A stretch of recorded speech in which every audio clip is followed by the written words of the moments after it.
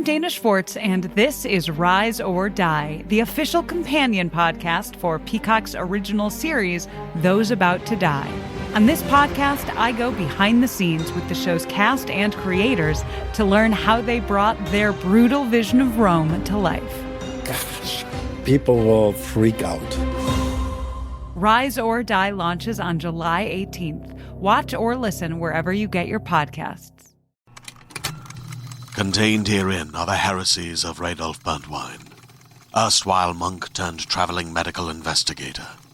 Join me as I uncover the blasphemous truth of a plague-ridden world, that ours is not a loving God, and we are not its favored children. The heresies of Radolf Burntwine, coming January 2nd, wherever podcasts are available.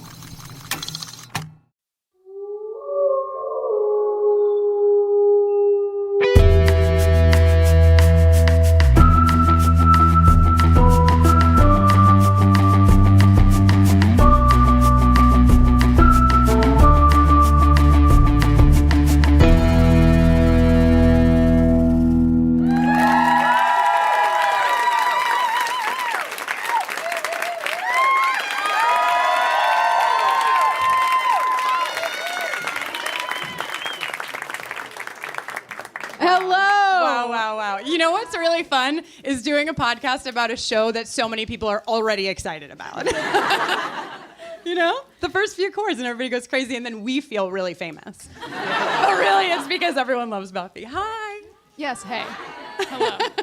Do we have to read our professional introductions? Yes, quite. Okay, great. Welcome to Buffering the Vampire Slayer, a podcast where we're watching and discussing every episode of Buffy the Vampire Slayer one at a time. I am Jenny Owen Youngs. And I'm Kristen Russo, and today we're discussing Season 2, Episode 5, Reptile Boy. Stay tuned at the end of this podcast every week for an original song written by us, recapping the Buffy episode we're discussing. Reptile Boy was written and directed by David Greenwalt, and it originally aired October 13th, 1997. Jenny loves David Greenwalt so much. I've never heard her just say David Greenwalt. It's always David Greenwalt. It's okay. Great. So usually, if you listen to the podcast, you know that usually I read the IMDb summary, but I was so moved today by the episode because I didn't really remember what it was about from my first viewing that I wrote my own summary. In this episode, a bunch of white men with rich dads keep women in the basement of their private club and eventually kill them to maintain their own wealth and power.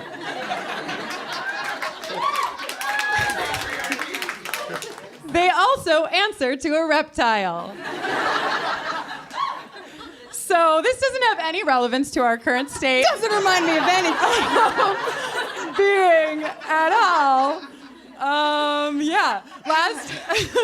Last week we asked you all if we should talk about politics or not talk about politics, and the responses were really interesting, especially at first, because at first all of the emails were like, no, this is like my safe space, this is my escape, and everyone on Twitter was like, politics! But all the people who emailed us and were like, no, this is a safe space, all of them said first, I really hesitate to tell you guys what to do because it's your podcast. However, ...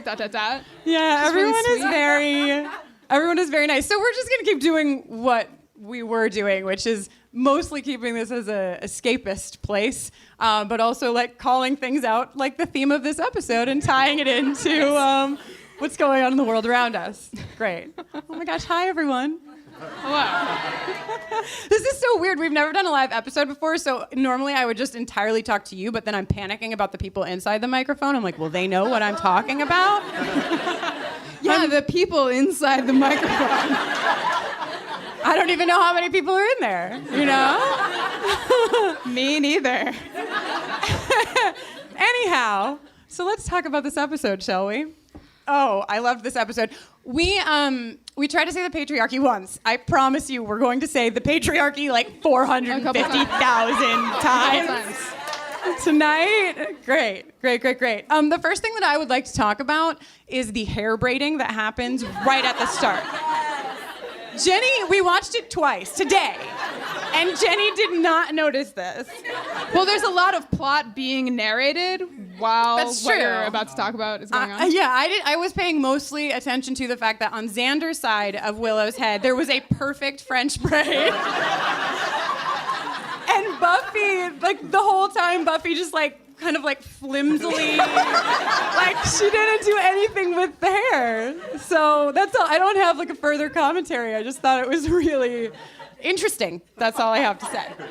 Hard agree. Right? Yeah. Right? And the other pre-credits thing that I loved was the chase scene. I thought it was just really, really well done. I felt out of breath after it was, it was solid. It was a great chase scene. Do you buy those shoes with that outfit, though? No, I kind of didn't. I don't really understand the origin of the outfit because later we find out what's happening, and it doesn't seem like she it seems like she would have either had full attire and sneakers, or you know what I mean? It didn't make sense to me. No. Yeah. But it did. Yeah. It looked nice. The white sneakers with the slip, I think. I don't know. Kate Leth couldn't make it tonight. She would have had a So lot we're to lost. say about so many things in this episode. Can I just say that Richard Anderson is a fucking JCPenney model? Oh, yes. That hair? Yes. Richard Anderson, in case you're wondering, is the male offender number one. I don't know. I don't know if we want to try to keep track of numbers. Yeah. In this episode specifically. Cool. So that's my pre. Did you have anything from before the credits that you wanted to talk about? Those were... I just took them all. Great. Well, I have another one for after the credits. Also, I don't mean to call you out. You're sitting right in front of me, but the person right in front of me, to those of you inside the microphone, is wearing a shirt with a cat on it that looks like the cat shirt that Buffy wears. She made it. It is exactly that. And it's copyrighted. Wow. Would you mind, is this too much? Would you mind rising for the national anthem?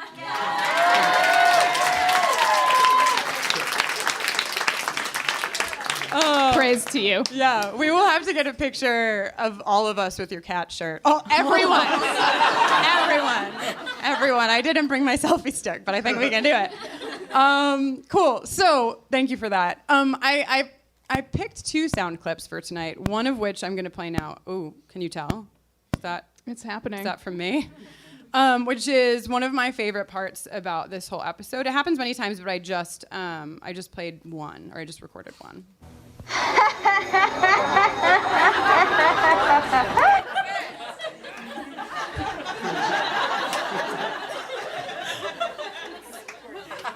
Cool. So yeah, that's Cordelia laughing.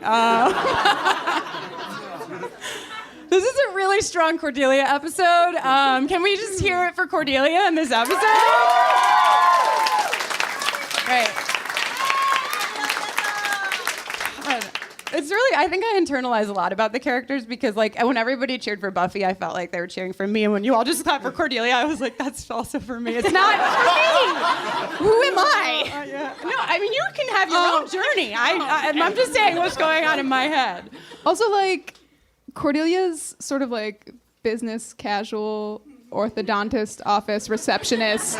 Yeah. Sweater vest, blue shirt, skirt thing. I just want you to know in front of all these people. Right. When I was in high school and I was like, what is a girl? How can I be a girl but feel okay?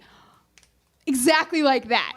That was my dream out. I was like, if only I could acquire a sweater vest, a button-down shirt, and that skirt. In high school? Yeah, I was like, that's the kind of girl I could be. Wow. But you just never got the sweater vest. Well, I got sweater vests, but they were more like Xander sweater vests. Yeah, I see. And then you just jumped right from there to the schoolgirl outfits that you played your shows in. Okay, so moving swiftly forward. They're public schoolgirl outfits. They're, Public schoolgirl outfits? So... Cool, so let's talk about the relationship between Giles and Buffy in this episode. I really do want to talk about it, though. Oh my God, yeah. For a second. Totally. Because it's this is... fuck off, Dad. Yeah. Yeah, this is a major fuck you, Dad episode. And I think it's really well done. Buffy's like, fuck you, Dad, and Giles is like, tapping his watch and, getting all mad and Gilesy. Well, but because he's trying to protect her. Because he knows what she's up against. Yeah, no, I you really got the subplot of the of the show. I'm just saying. Great. Well, we're about to call our very first guest up. I'm so excited for the human beings that are going to be taking the stage with us tonight. But before we get there, there's one more thing I want to talk about, which is the scene between Angel and Buffy in the graveyard. What is it? Is it a graveyard or a cemetery? I know we established this, but I forget every time. I think it's a cemetery. Because it is not we don't see a attached to a church church. attached to it. Cemetery. Anyhow, Angel is like, there's blood on it. Like... First, no hello. No. Just once again appears out of nowhere. There's blood on it. And then they finally address the age difference between them. You're 16, I'm 241. If we date, one thing's gonna lead to another. What exactly, my question is, like, what is he what does he not think is, like, clear in Buffy's mind about, like, what would happen next? They're gonna bone. Yeah. I mean, he says it's going to get out of control. Is that like a threat or like a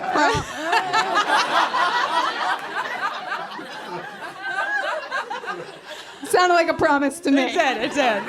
And then the last thing that I will quote from this scene is Buffy's line where she's like, when you kiss me, I want to die. And then she runs away. I love it so much. Great. Chris, want to come hang out with us? Wait, you stay right there. Because I have to read something to you. Really about you. Can I just tell one short anecdote? How do you say that? Anecdote? Live is hard. I can't cut that out from your brains ever. We had like 20 minutes before we left the house today, and I was like, Jenny, you want to just like write the bios real quick? And like minutes were passing and passing and more minutes were passing, and I was like, are you done? And she was like, no. She spent so much time on writing these bios that I want everyone to be very proud of all of them. I just like, all our guests are creative people, and like describing creative work is difficult. And like, what if I say a thing that like is a pet peeve of theirs in the way that like they're being described? Like, it would just crush my soul. It would make me want to die. So our first guest self-identifies as a former baby, current songwriter, and future corpse. His latest solo album, Can't Die, is out now on Side One Dummy Records. He's one half of Antarctigo Vespucci. He's the co-host of Back to the Island, a non-sequential Lost rewatch podcast. And he co-hosts America's premier and only Chicken Wings and Airplanes podcast, Wingnuts, which was conceptualized when someone was super high. He's also my doppelganger. Please welcome to the stage, Chris Farren!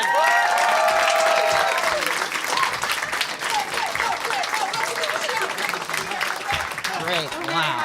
Hi, welcome. Great to see you. Yeah. Wow, here we are. Yeah, we're Hi. here. Thanks for having me. Thanks for being here. Can you tell which one is Jenny and which one is Chris? Hold really still. Yeah.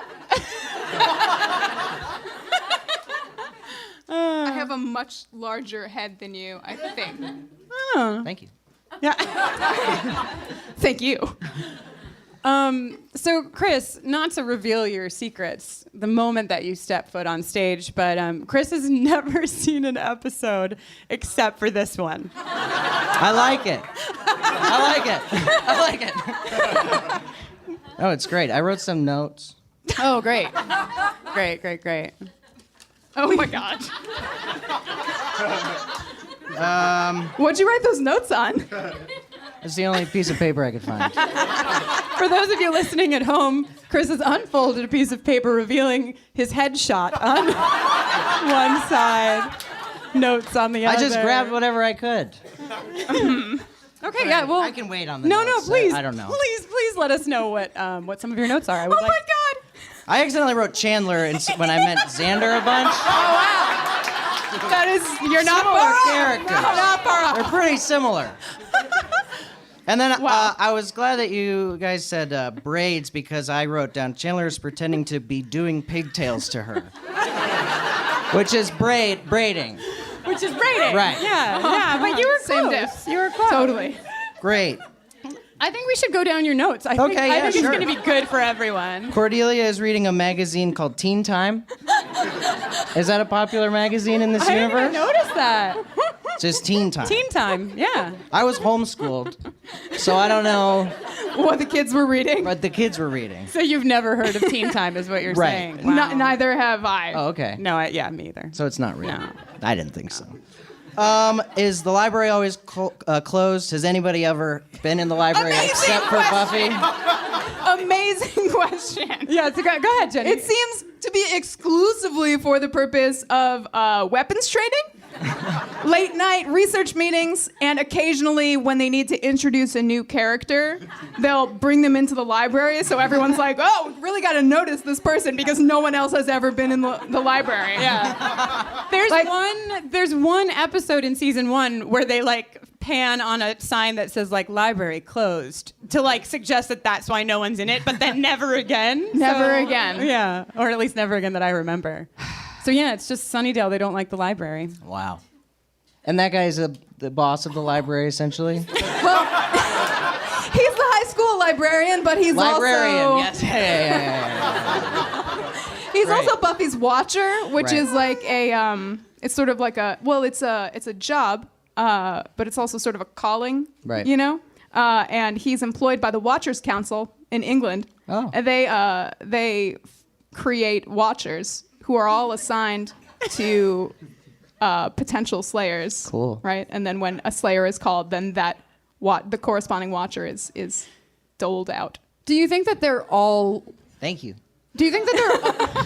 Do you think that they're all librarians and watch? Like, do you think that Giles had to learn how to be a librarian, or That's do like they their front. all- right? Or like, do some of them have to learn how to be cooks? Like, you know? Do you feel like he really knows much about librarianing? Because I feel like he's just his English, and everybody's like, I'll buy it. Yeah, You know? that's true. It worked on me. I was like, he's great at being a librarian. Have you ever seen him interact with the Dewey Decimal System? He's always just like, it's over in the bloodletting section. Like, that's not how libraries are organized, sir, in America. It's true. It's true.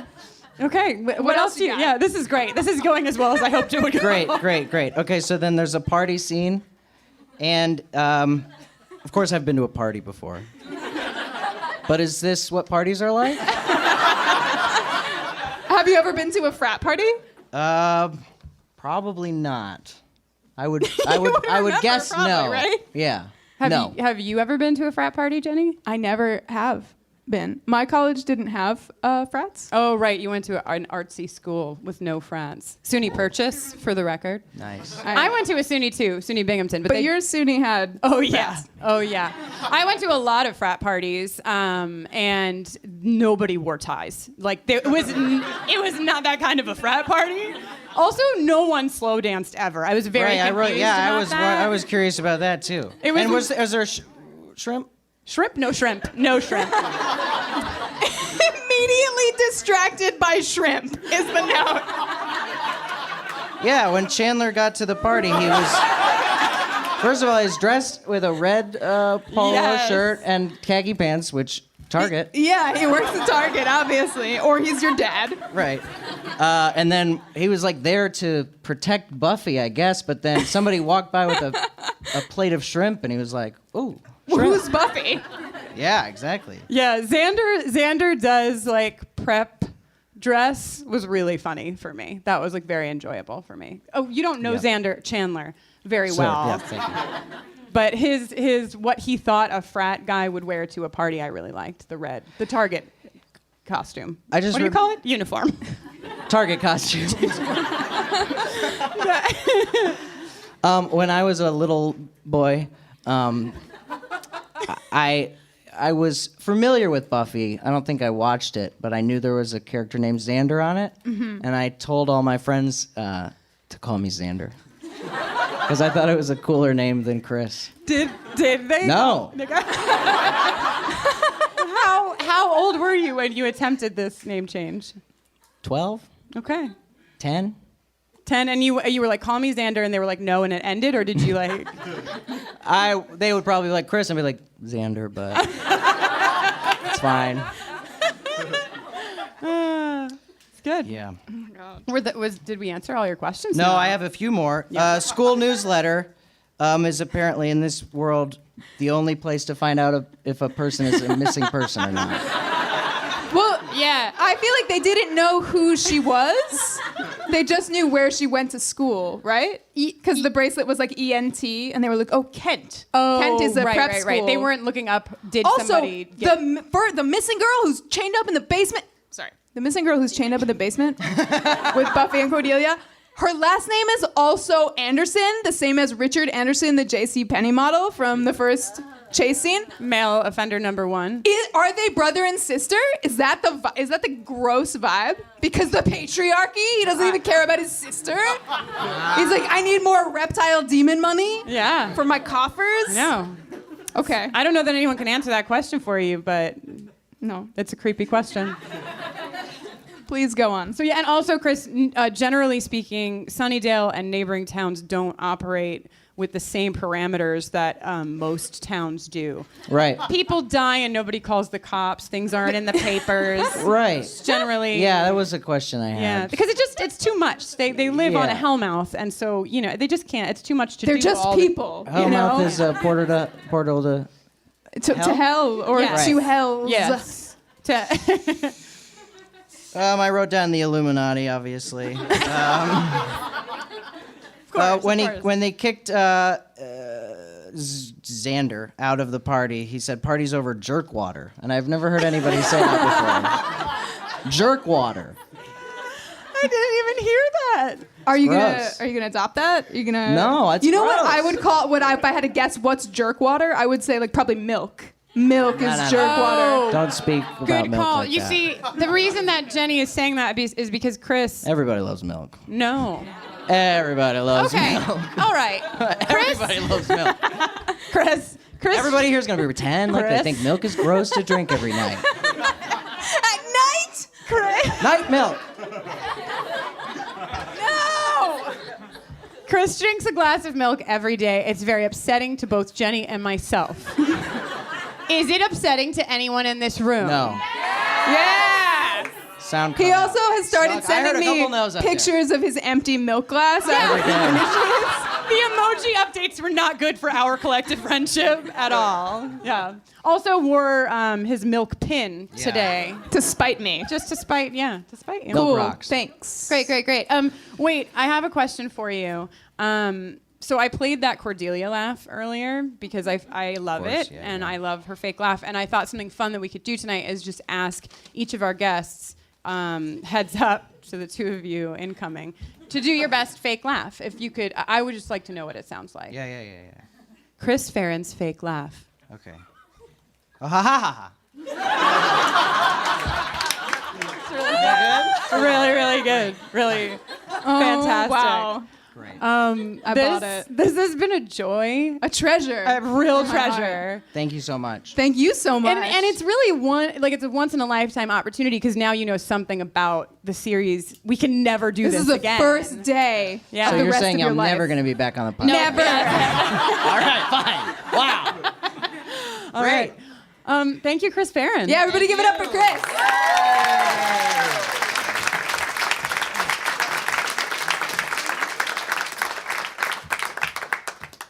Oh my god. Great. Oh, are you gonna stay over there now? Yes. Fine. That's fine. You don't have to be here. Also, don't worry. Chris left his headshot. I'll take that. Okay, great. Cool. So before we bring up our next guest, there are a few other things that I want to talk about. Yes. I don't know about you. First of all, I would just like to give a shout out to Cordelia's line, "It's like we're sisters with really different hair." A+. Jenny, would you like to? You can take a point. I'd like to take a point.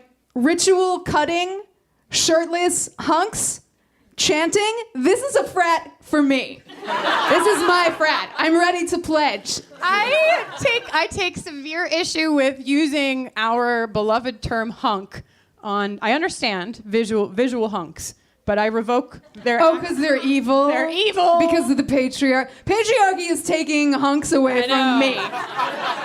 The patriarchy takes so This many is humps. bad. This is the last straw for sure.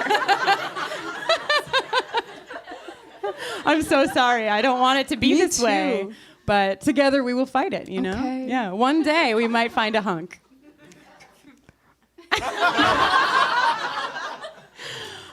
Also, Buffy lies to Giles. That's a big deal, right? Yeah.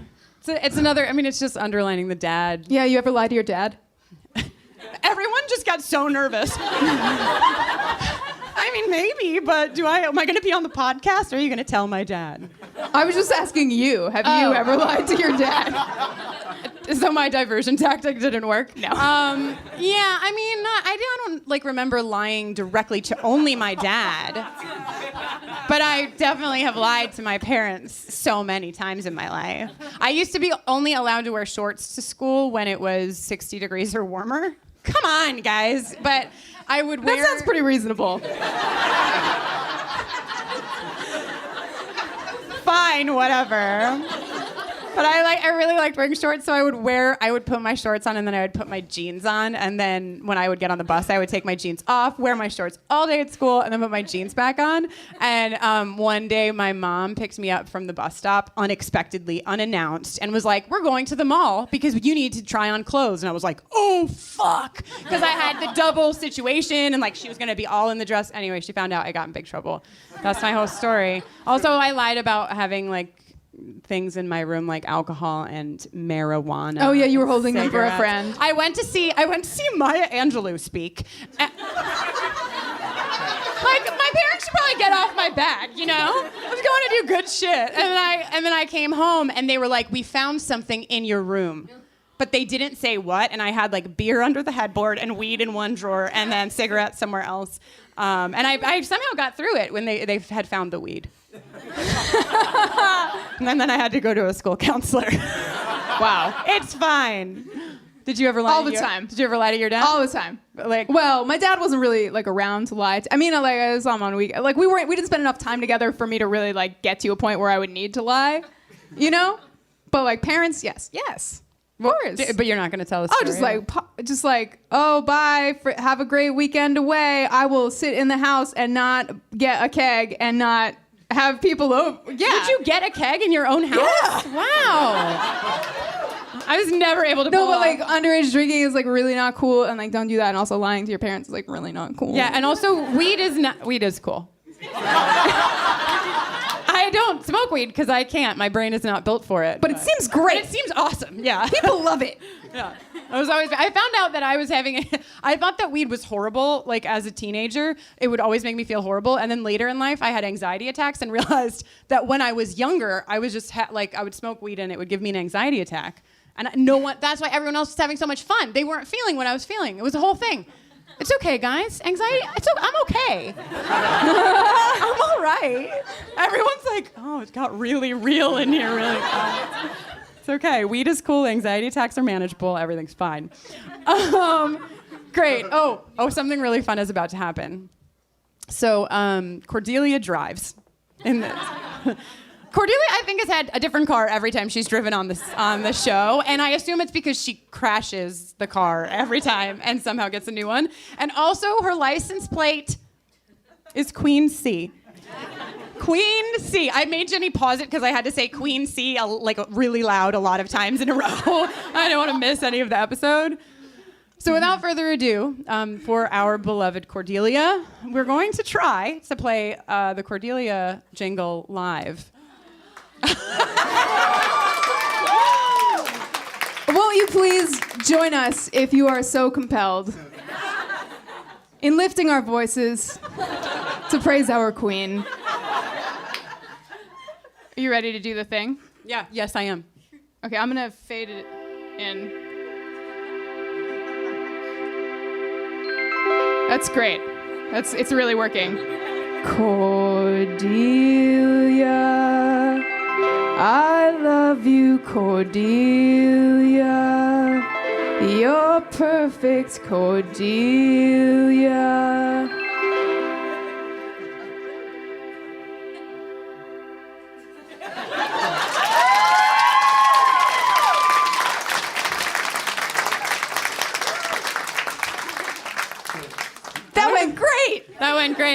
That went great. Thank you, Chris, for loaning us your... Yeah, thanks a lot, Chris. What is it called?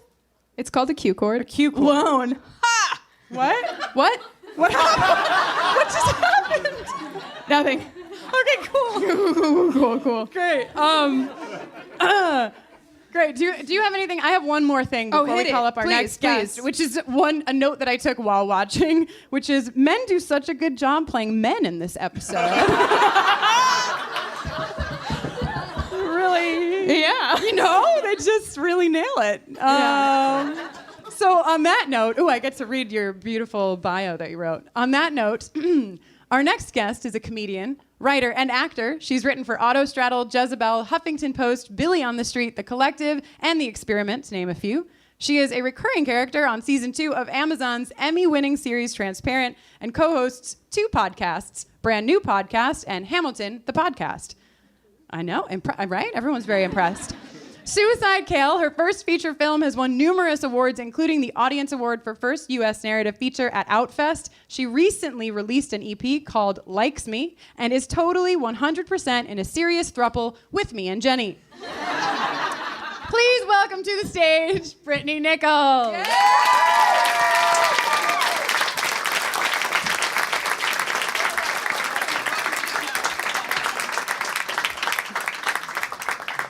Hi, Brittani. What's up? Here we are, back together again. Yeah, I haven't seen you guys in a while. Yeah, I know. It's been a minute. Why have you been avoiding us? You guys, we're supposed to save this for Thruples. Yeah. Did you say Thruples Camp or Thruples Counseling? Therapy. Therapy. Thruples therapy. Nothing even close. It's like letters wise. I'll go. I'll just. What, do you have notes too? Yeah, I do. Wow, this is great. Everyone's so prepared. Gabby's in the audience, so panicked. I do not have notes. I have no notes. But we can start wherever you guys want to start. I mean, I was just going to ask a very general question, which was like what you thought of this. Do you have a favorite part of this episode?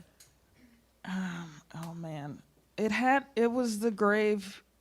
First of all, there's a difference between a graveyard and a cemetery. Yeah. I'm sorry that I missed that. I feel like you all mentioned it in an episode, and that's why you guys know. Someone called you out. Someone corrected Jenny you? knew. Jenny knew. Oh, you just knew that off. All right.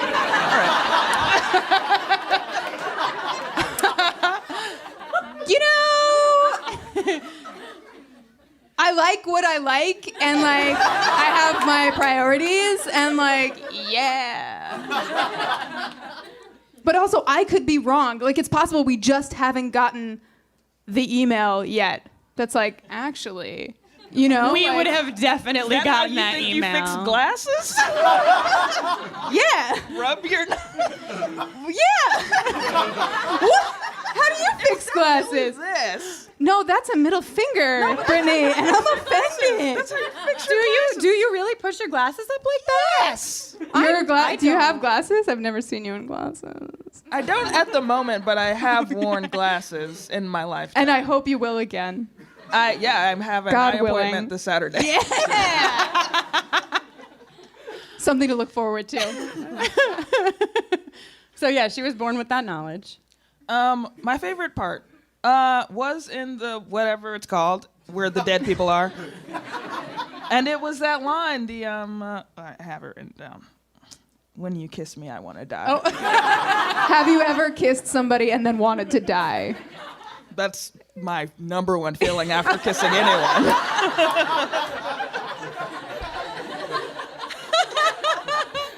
I just didn't know where it was coming from. When you kiss me, I want to die so that we can be together forever. When you kiss me, I want to die because it caused me inner turmoil. Right. I mean, I think I took it as inner turmoil, but it seemed really. Or when you kiss me, I want to die because I've experienced the height of all possible feeling, and I just want to ascend. Or something. Or so I have read. People occasionally feel that way. Right. Yeah. Yeah, so I've got that thing. Yeah, no, it's been nice having you on the podcast. Thank you so much for having me. It's been cool being your co-host for these episodes. Yeah. No, but I mean, it didn't make sense because a minute before she was dreamy, talking about Angel in the hallway. Yeah. I could see her being a little like, when I kiss you, it makes me feel feelings, but like. And then she ran away. Right. I would have been no, you come back here. We need to have a little chat. Dude is like an iceberg, though. It's like, how do you interact with that? Actually, I have to say that from interacting with other fellow icebergs, running away works. You know? No comment. I'm just saying, like, when somebody's like, I'm not interested, and you're like, fine, bye. I mean, I didn't say when you kiss me, I want to die. Maybe. You might have said that and forgot. Yeah, something close to that, maybe. Lesser, like, when you kiss me, I want to go into a coma. Right.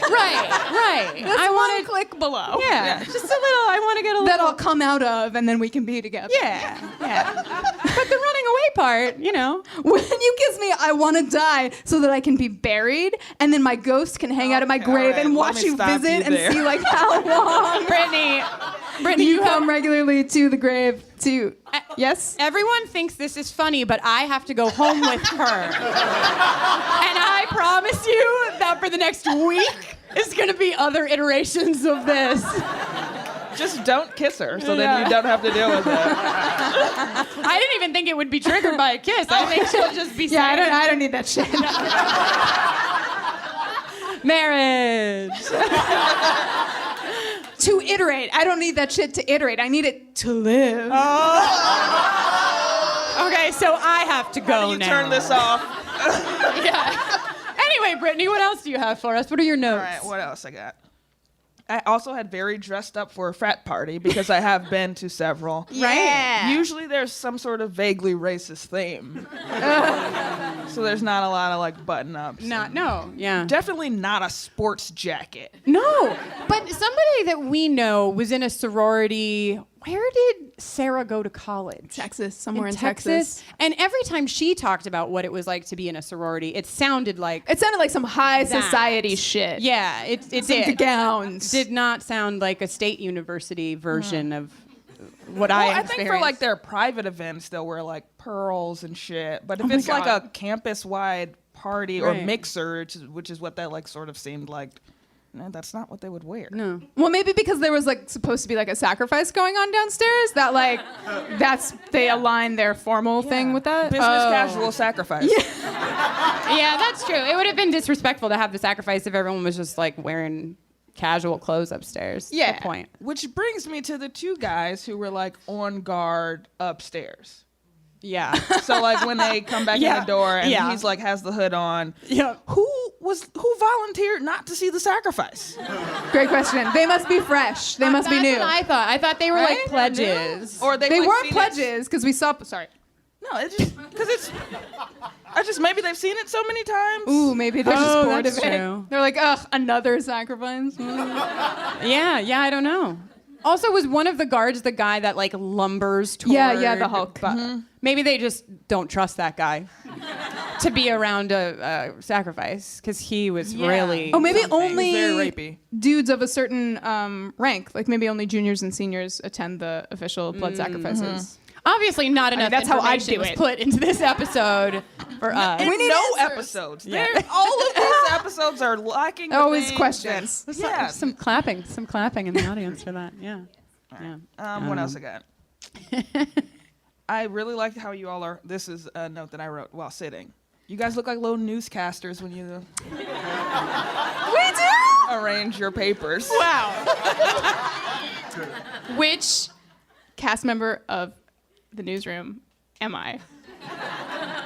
I The hope. one global newsroom we all know. Oh no. The show, the TV show. The TV show. Yeah, the TV show. I don't watch that shit. I don't know. I'm sorry I brought it up. I have Deeply never- sorry I brought it up. But I hope I'm Olivia Munn. Okay. Sorry. So at this point in the podcast, Jenny quite unexpectedly dropped a huge spoiler on our audience unintentionally. And we've taken it out, but we did want to share with you the audience's response to that spoiler.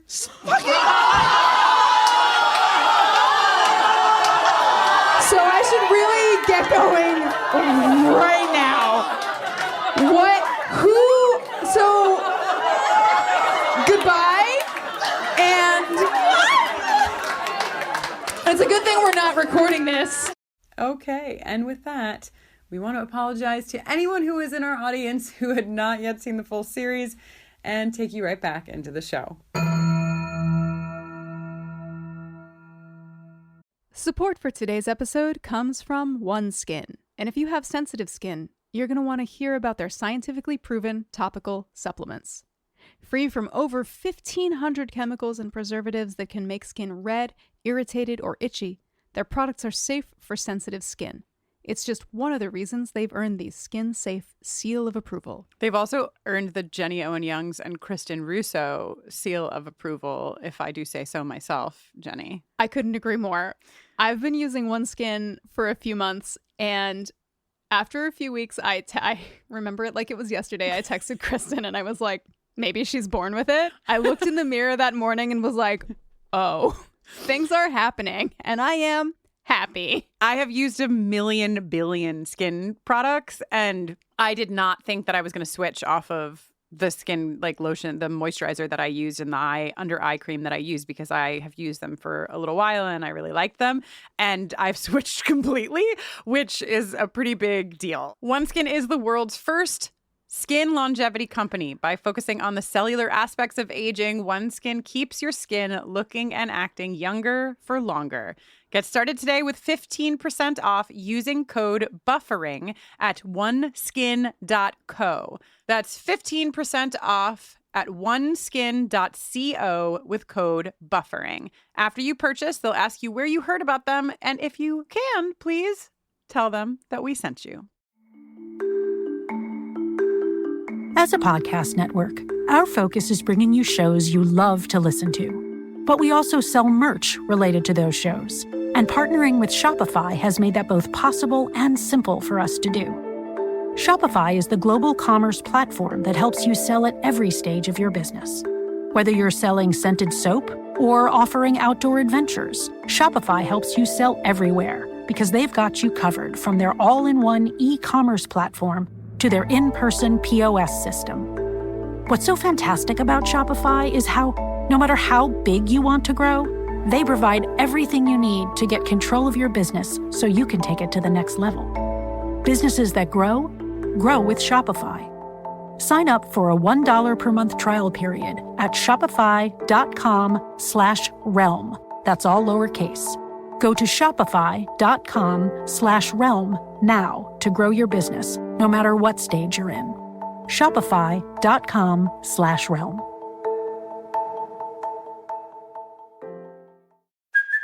Hey, it's Kaylee Cuoco for Priceline. Ready to go to your happy place for a happy price? Well, why didn't you say so? Just download the Priceline app right now and save up to 60% on hotels. So whether it's Cousin Kevin's Kazoo Concert in Kansas City, go Kevin, or Becky's Bachelorette Bash in Bermuda, you never have to miss a trip ever again. So download the Priceline app today. Your savings are waiting.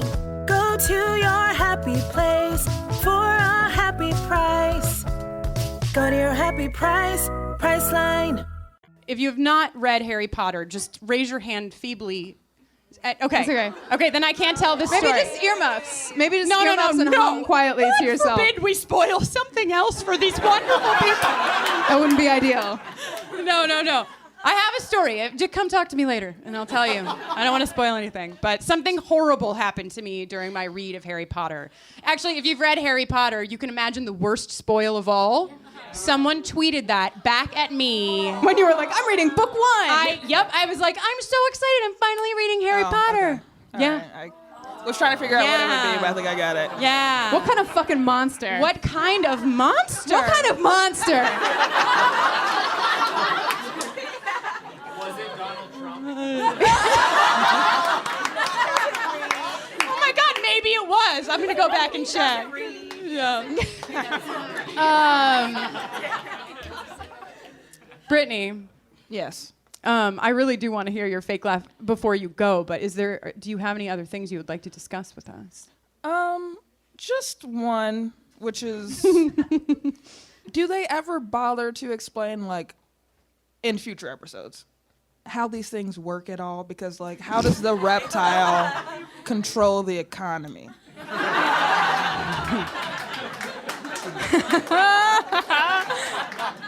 Is he just like a good luck charm? Like they just like rub him and then they have good luck, and then that's how it works? Yeah. They don't explain it. Yeah. Are they like throwing newspapers down? Does he have like a? Does he know? Like, is he informed on the stocks? Yeah. Does he like know the Dow Jones? He looks like the kind of reptile that would. Like, I could imagine him having some intel. Yeah. Really? That you got that vibe? I could see him reading the Wall Street Journal. Yeah. Okay. I will.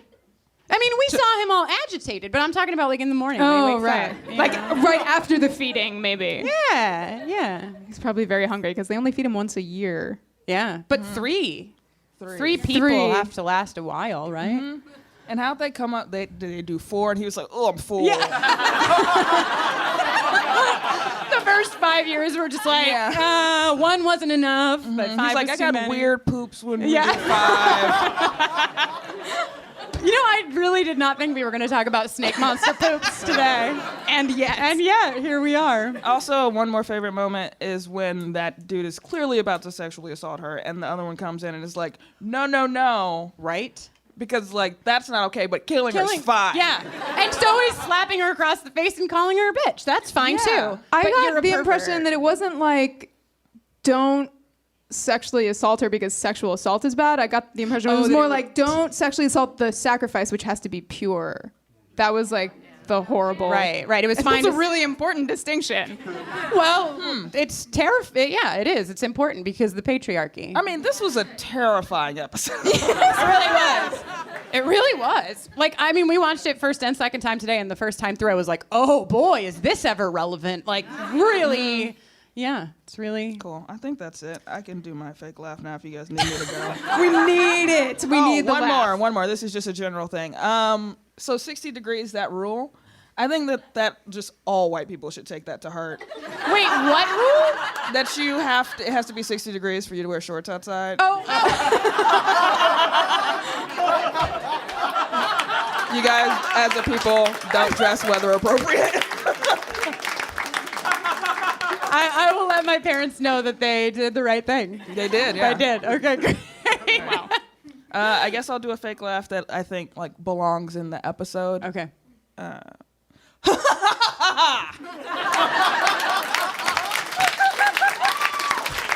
Nichols, everybody.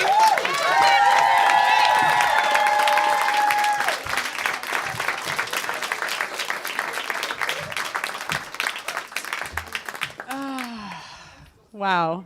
Well, that was an eventful. It's okay, Jenny. It's gonna be okay.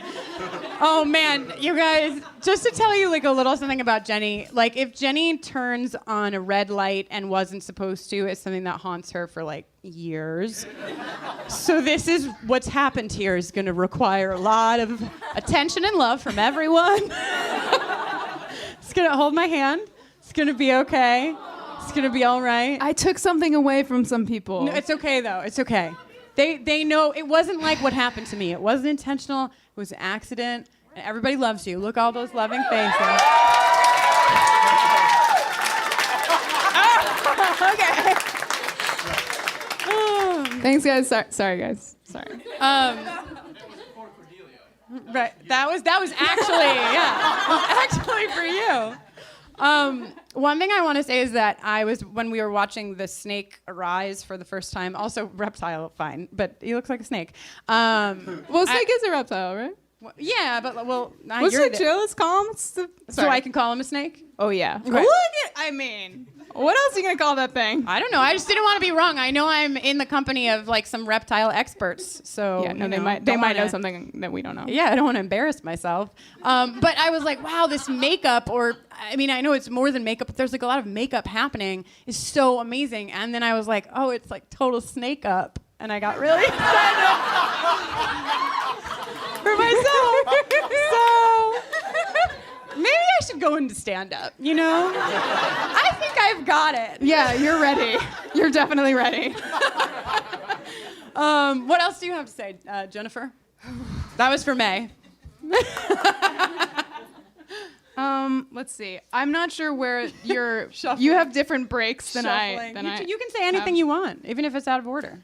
Thank you. Mm-hmm. I read on Wikipedia that in the final battle scene. Post battle, right? When Angel's like got Tom Warner by the arms, and he's like leading him out.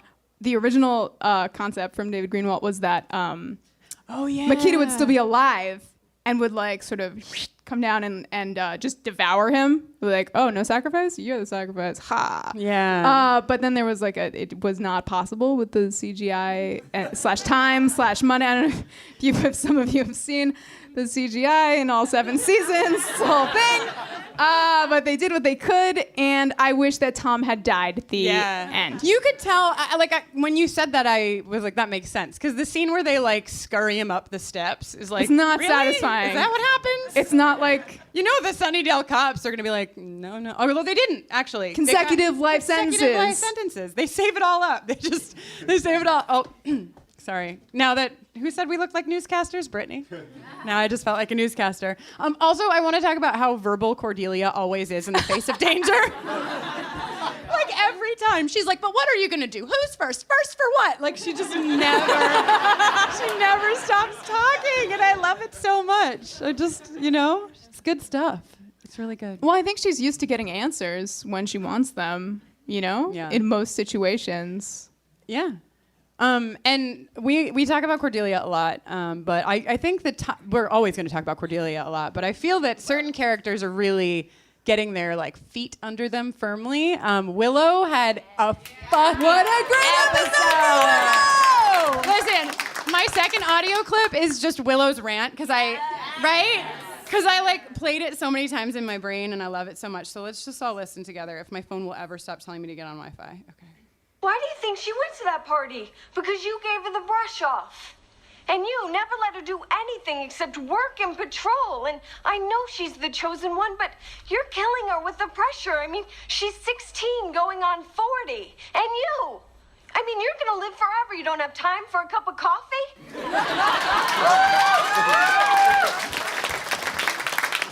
God. It's my favorite thing. My favorite that she like says "and you" to Giles and then like gets angry and is like "and you" and says it again. Really great. It's really right. And she doesn't even. And she had another thing that I didn't even talk about. Oh yeah, where she's like where they're in the frat house or whatever we're calling it, and she just screams like, "Guys, Buffy, Snake, basement now!" She really rallies everybody. Just really excited about Willow overall in this episode. Oh my god. Also, when like the Scoobies have assembled and they're about to go inside. Yeah. Somewhere there's a better word for that, but regardless. And Xander comes up behind them and he's all like, I'm Xander in a robe. And Willow's like, piece of information. And Giles is like, other piece of information. And then Angel's like, with Buffy. Yeah, that's a really Dude can say he like doesn't want to get a cup of coffee a lot. Yeah. But certain Well, things it's always the ones who pretend they don't care that care the most. This is this is not about anybody except one 241-year-old vampire. I'm just saying. The end. I'm an expert. I have a type, you know?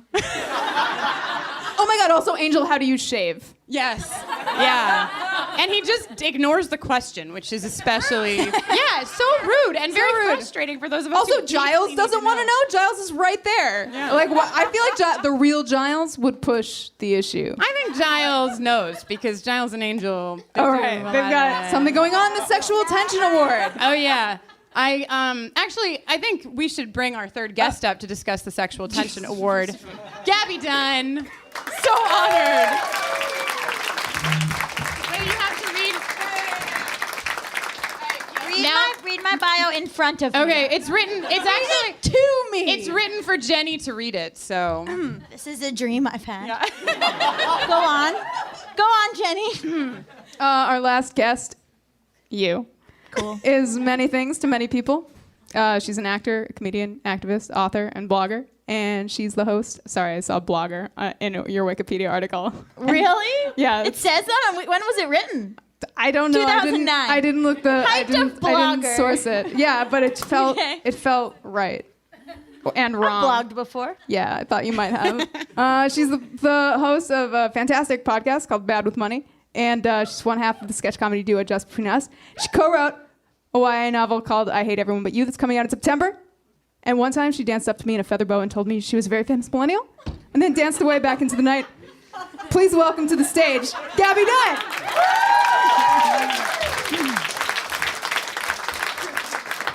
I like that claim to fame because I don't remember doing it, but it checks out. Really Super on brand. Yeah, it's gonna become one of the legacy Gaby Dunn stories, I think. I was so drunk. That's when most legacy stories, I think, are made. You know? Yes. I know. Yeah. Yes. And also, I think oh no, it wasn't you guys. It was Carly and Robin who kissed, and then I yelled, "Ew, Mom and Dad, gross!" Stand by it. Yeah, Carly checks that story out from the audience. I'm wearing my Sunnydale shirt. Yeah. Also, you are our first second-time guest, right? Because I forced myself onto this show. We had the most polite. It was so polite. That was what was. It was so on brand for me, where I was like, "Kristine, am I on the show?" And then she was like, "Oh my God, I'm so sorry if you thought you were. I don't know." And then I was like, "I'll be there at 7 and I will be on the show." I'm shocked you have a bio ready. Yeah. Well, Jenny labored. She labored over it. Yeah. So because you've been on the show before, that we give the Sexual Tension Award to, whomever. I was going to say, what a fitting Sexual Tension Award for another spoiler, 2 people who do bone later on. I was just trying to help you. I don't know. So everybody leave making up spoilers. I don't know. I was like, maybe if I pretend that it actually do happen, that and then really everyone nice. could act like, oh my God, that really does happen, and then you could leave it in. You know what I mean? Yeah. To take the pressure off her. So nice. And then everybody's like, I can't believe Gaby Dunn did that thing. I can't believe she ruined that Giles and Angel fuck. My favorite plot line of the whole show. Favorite one. I just didn't see it coming, but if you go back to the earlier episodes, it really makes sense. Yeah. They did such a good job laying the groundwork. Oh yeah. So I have chosen a Sexual Tension nominee. But subject to approval. Subject to approval. I would like to give the Sexual Tension Award to the entire frat house. Oh my God. I can't believe we haven't talked about this. First of all, when they dressed Xander up as a lady, I was like, what's happening? Why is everything so gay? Right? First of all, okay, they wear those outfits because they're rich. Have you never seen that movie with Brendan Fraser and he goes to a rich school and then Matt Damon's there and then they make fun of him for being Jewish? What is it called? School Ties. I haven't seen it. Anyway, I went to a Jewish day school. They made us watch it 3 times a year. Because it's we're supposed to learn about anti-Semitism. So anyway, Matt Damon's there, and then they're mad. It's kind of like Dead Poets Society, but with anti-Semitism. And then Brendan Fraser's a Jew, has to work in the kitchen. It's really sad for him. So anyway, but so in that they are all wearing ties and stuff. So that's what it reminded me. They're rich frat douchebags. Yeah. So they dress like that. Yeah. Then also in School Ties, for some reason they all shower together. Unclear. But I wonder why. I have an idea. But so I imagine this frat as well showers together because they're it was just very it's all just always very sexualized, and then it's so weird that they're there's a guy here we don't know. Put him in a bra. What? And make him dance. A bra with the boobs already stuck. Why did you have that? Who's just ready to go? And then a wig. Here's what I imagine. They're all taking turns wearing the bra and the wig and having sex with each other. Obviously, Definitely. right? That's a thing that's happening. 100%. Yeah. 100%. And then also the Tom Brady, whatever that guy's name is. He has to get shirtless for them to carve things into his back. Very sexual. Yeah, it's basically when you do a shot off of somebody's body. It's just modified for sacrifice. Also, why do they have those chains in the basement? What's going on? Oh, also, because they only use them one day a year for this thing. No, they're doing some kinky shit. On the other, they're free 364 days a year. Unused. Right. And then also, now here's my question. Did they build their frat on top of the lizard's house? Or was it by accident? Or was it they bought it and then the realtor was there's something you should know. And they were we'll take it. And then they went downstairs and they were like, my dad's stocks aren't doing too well. What? And then they like put a penny into the well to like make a wish, and then the lizard was like, ouch! And then he was like, what? Who is it? And he came up. He was like, I grant wishes, or whatever the fuck. Like, how did they find out? Did they rub him? And then he was like, whoa, like all of a sudden were they already wealthy? I don't know. It's the age-old question, Gabby. What came first, the lizard or the frat house?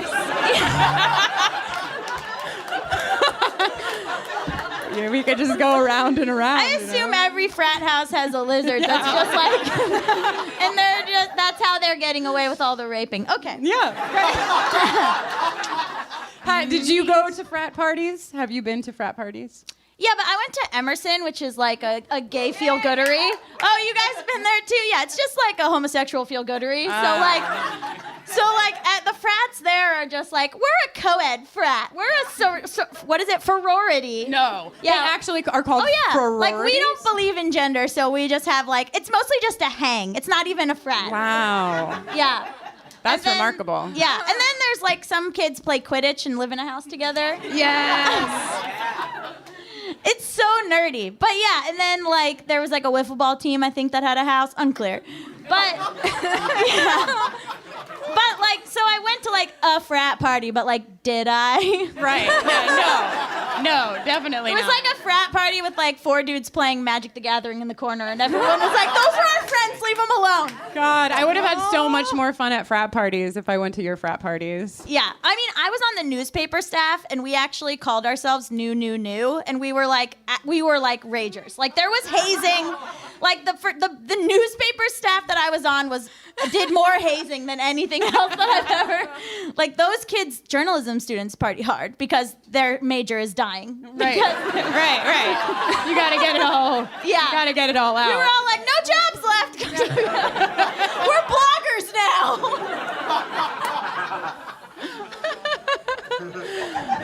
One time, this has nothing to do with Buffy. One time we made a drink in the bathtub called the Force. What was the drink? It's a 30 rack of beers, a handle of vodka, a handle of whiskey, and then fruit punch. Oh. And then you drink it with a ladle. Yeah. You know what, Gabby? You have been to a frat party. It's a newspaper kid. Yeah, that's true. That is exactly what I drank. Yeah. It was my house. It was my bathtub. Wow. Those stains don't come up. Anyway. Oh, yeah. Fruit punch in the bathtub. Yeah, you got a red bathtub. What a ring. For the rest of your... How do you explain that to your landlord?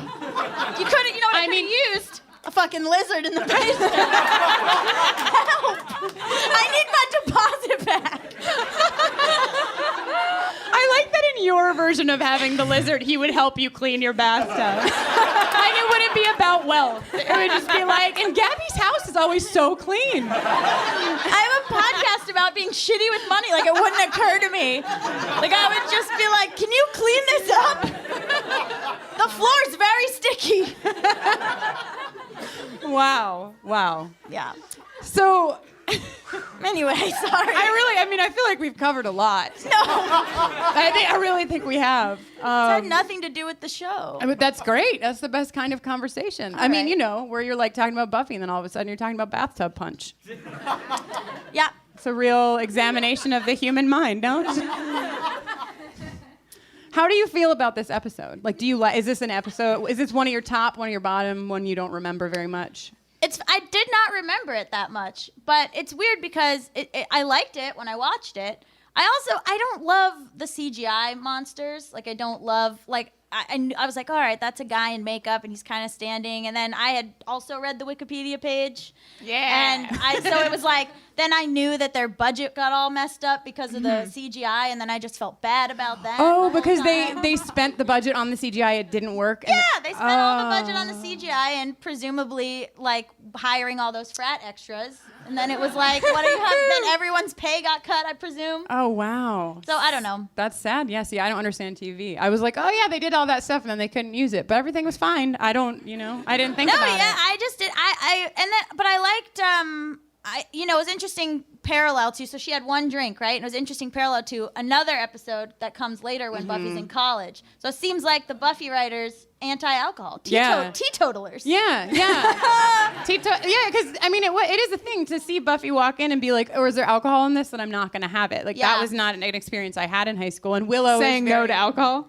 Yeah, I don't. We're gonna every family that listens to this together. They're like, well, and then we lost them. No, but then. Sorry, don't do things bad. Don't do bad things. But then when she had one drink and she got drugged. Mm-hmm. So that's a PSA. Yeah. You never know what drink is gonna have it. If she's drugged, I'm sorry. This is victim blaming. But if she's drugged, then their instinct was to walk up the stairs. Get out of that house! I thought that was very interesting. That was a very unbelievable thing to me that they would choose to climb a flight of stairs feeling like that. But what was very believable to me was when she bumped into the statue and said she was sorry. I was like, oh yeah, I have been there before. It's like a real life horror movie. Yeah. Leave the house! Yeah. Go outside. Stay with people. Do something. She just wanted to be a normal girl at a frat party. Yeah. With men in ties. And as we learn over and over again, she will never be able to be a normal girl. I know, because she's the Slayer. She's the chosen one, so there you have it. What's Cordy's excuse? I don't know. I can't explain her. I liked when she was like, weird shit always happens around you guys. I hate you guys. I have that written down where she's like, where is it? I hate you guys. You guys, I hate you guys. Yeah.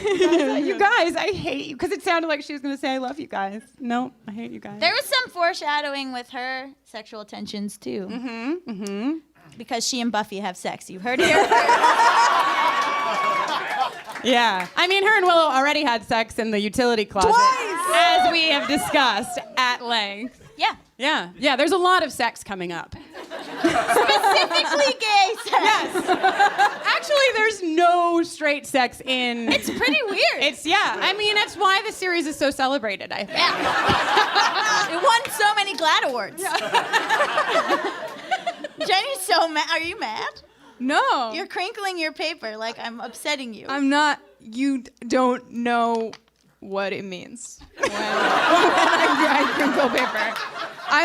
This is a joyful crinkling. I can't figure out if no one will ever come to a live taping of ours again, or if we'll have like 1,000 people at the next live. I can't figure out which way it's going to go. It is mysterious. You know, very unpredictable up here. I'm having a great time. Gabby will be back. Gabby will be back. Thank goodness. Oh, also so this ties into the end scene at the Bronze, but Jonathan. Jonathan gets a name.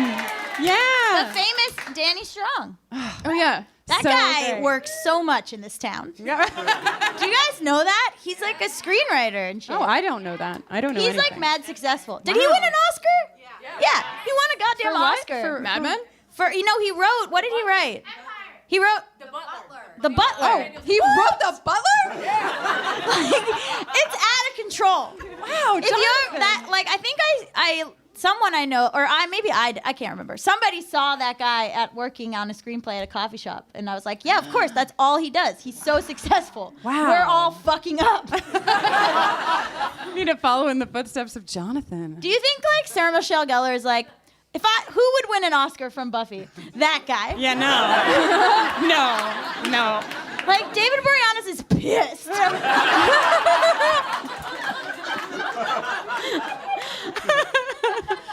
Gabby. What? Have you prepared for your fake laugh? Well, both people prior to me did low fake laughs. Uh-huh.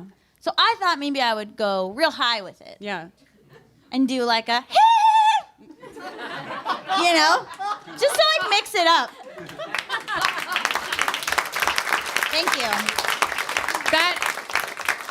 I feel like you think ahead because now when we do the mashup of the fake laughs. Oh, good. You know, we'll have... And make it a ringtone. Yes, we'll have something to work with. Yeah. I know what you guys are up to. Wait, what's your sexual attention award? That's what we did when you sat down. I gave it to all the frat. I gave it to all the frat boys. On your paper, it kind of looks like you gave it to Gabby. It does. It's just Gabby sexual tension award. You better be. Well, I mean, that's obviously true. Anyone who's been to A camp knows that. But Yeah, also, I don't mean to infringe on your relationship with Brittani Nichols. Oh, and my relationship with Brittani Nichols.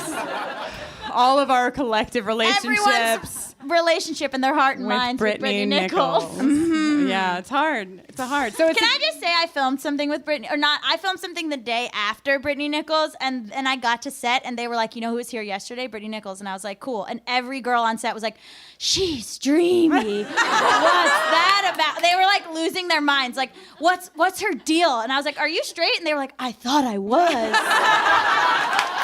Anyway, I got to hear about how hot Brittany was for like the whole time I was on set. Yeah, I mean, probably anytime you go anywhere. I feel like no matter where I go, you know, people are just like, have you heard of Brittany Nichols? Because I would like to talk to you about how attractive. Yes, she's so mad at me right now. But that's really what happened, Brittany. Sorry, Brittany, we did not build you an escape hatch. Gaby Dunn, thank you for being on our podcast again. Oh, no. What's wrong? Missed you already. Oh, yeah, don't worry. Okay, so... Good job. Great. Good work. Great. Everybody's great. Everybody's so great. Well, we talked about a lot of the things that we had left to talk about at the end of the episode. Jonathan getting a name, Cordelia saying, I hate you guys. The only thing I had really left to talk about was how the episode ends, which is... coffee date! Yeah. Maybe. And not only just a date that is made, but a date where Buffy has the last line and she's like, I'll think about it. Yeah. What a great way to end this episode, you know? Seriously. What a great way. Did we forget anything that you wanted to say before we... Gosh, no. Okay. Well, hit it all and then some. All right, well, tell the good people who you are. The people in the microphone. Everyone here knows who you are. Dear people in the microphone, I am Jenny Owen Youngs. And I am Kristen Russo. And while our three guests come back to the stage to wolf howl us out together, we will let you know that you can follow us on Twitter and on Facebook at BufferingCast. Brittany is too busy Snapchatting to wolf howl.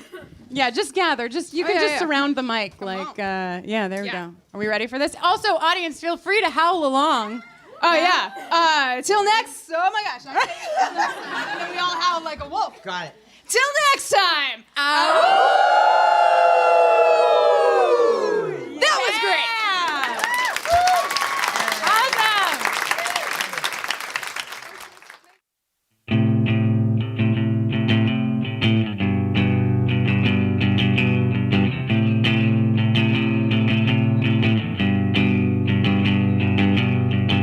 Things are just extra hard this week. Angels, mixed messages, and Giles laying into me, feeling like I can barely breathe. Just need to get away and blow off some Slayer's steam.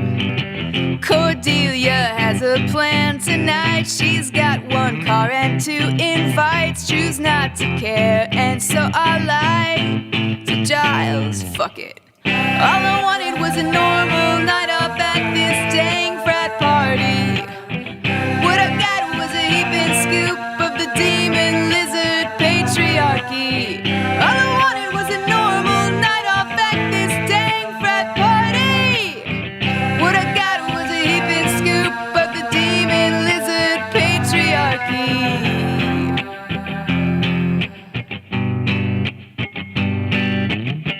Don't know how I'm supposed to be. These guys are playing the part of assholes masterfully.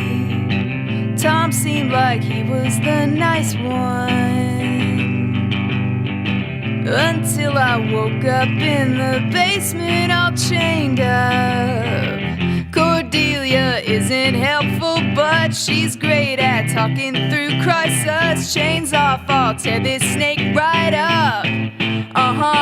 Fuck it. All I wanted was a normal night off at this dang frat party. What I got was a heaping scoop of the demon lizard patriarchy. All I wanted was a normal night off at this dang frat party. What I got was a heaping scoop of the demon lizard patriarchy.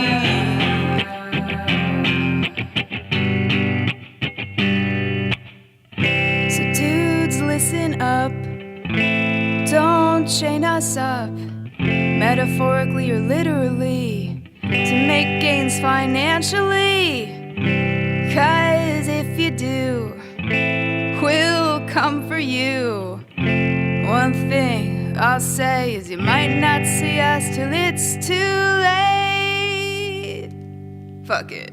All I wanted was a normal night off at this dang frat party. What I got was a heaping scoop of the demon lizard patriarchy. All I wanted was a normal night off at this dang frat party. What I got was a heaping scoop of the demon lizard patriarchy.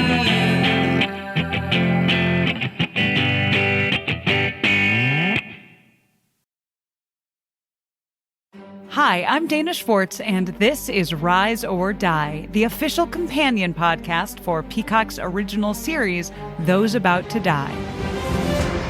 On this podcast, I go behind the scenes with the show's cast and creators to learn how they brought their brutal vision of Rome to life. I talked to acclaimed director and executive producer Roland Emmerich. When I saw the first race, I was like giddy. Actor Ewan Ryan. For an actor, that's a dream, although you do get a lot of sand in your sandals. And so many more. You helped summon those ghosts back onto that stage. Every day when I went to set, I was giggling about what I saw. I think it's going to be a breathtaking thing. Gosh, people will freak out. Rise or Die launches on July 18th. Watch or listen wherever you get your podcasts. Hi, I'm Jennifer, a co-founder of the Go Kid Go network. At Go Kid Go, putting kids first is at the heart of every show that we produce. That's why we're so excited to introduce a brand new show to our network called The Search for the Silver Lining, a fantasy adventure series about a spirited young girl named Isla who time travels to the mythical land of Camelot. During her journey, Isla meets new friends, including King Arthur and his Knights of the Round Table, and learns valuable life lessons with every quest, sword fight, and dragon ride. Positive and uplifting stories remind us all about the importance of kindness, friendship, honesty, and positivity. Join me and an all-star cast of actors including Liam Neeson, Emily Blunt, Kristen Bell, Chris Hemsworth, among many others, in welcoming the Search for the Silver Lining podcast to the Go Kid Go network by listening today. Look for the Search for the Silver Lining on Spotify, Apple, or wherever you get your podcasts.